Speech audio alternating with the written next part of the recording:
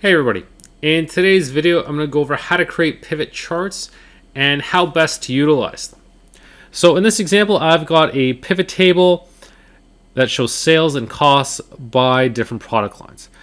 And if I want to convert this into a chart, all I have to do is go to the Insert tab and just select a chart. So I can just stick with a simple column chart and hit OK. And now the only difference between a pivot chart and a regular chart is, you've got these drop downs in here and these different buttons that you wouldn't normally see on a regular chart.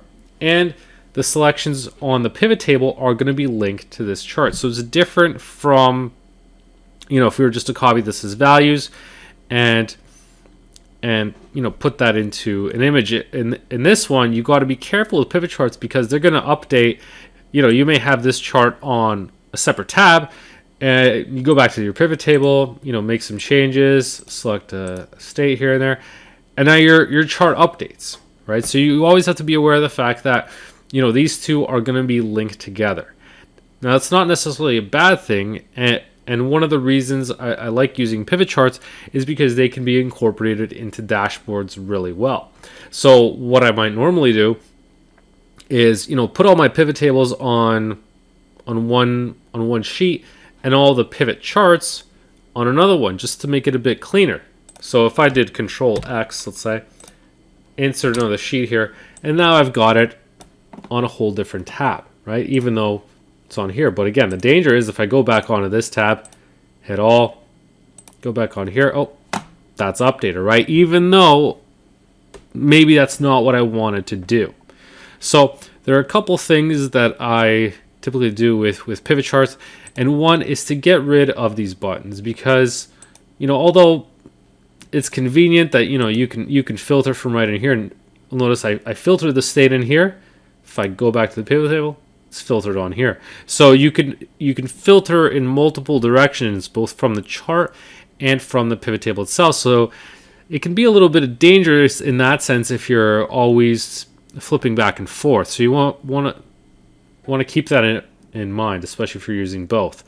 So as I said, I prefer to get rid of these buttons altogether just because there's a better solution for this, and that's just using slicers. So to get rid of this, I'll go to the pivot chart analyze section and click on the option for field buttons, and now they're gone. And so now if you still wanted to have the option to be able to filter, you can select Insert and select Slicer, right? So if I wanted to filter by state, I can still do that. The benefit is it's a lot easier to see the options. They're not hovering over my chart, and visually you have a bit more control over them because now you can change the color easily. You can see what's selected, right? So if I hit Control, I can select multiple of them, and they apply. And if I go back on here, we'll see the same selections on here. So you're still controlling that pivot table using this slicer. So again, it's the same sort of functionality. The only difference is visually slicers are a bit easier to use, or maybe not necessarily easier to use, but a bit easier to incorporate in a dashboard just because they don't stand out as much. It's a lot easier to put a slicer into a corner here, and then you've got your main chart over here. You don't necessarily have to select from the drop down that's in there.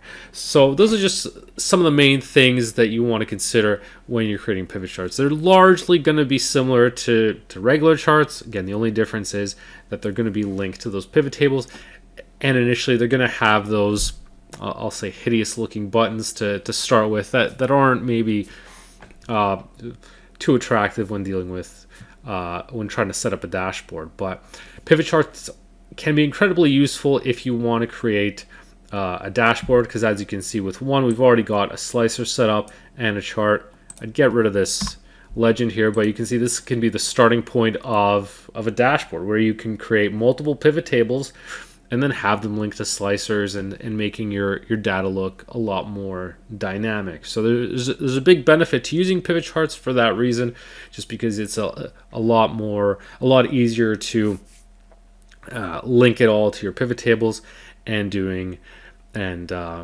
making sure everything's in sync. The one thing I would just suggest is if you're doing that, just make changes on one side or the other. If you go back and forth between making changes on the chart and on the pivot table, that's when you're more likely to run into issues or make mistakes and accidentally filter something that you didn't intend to.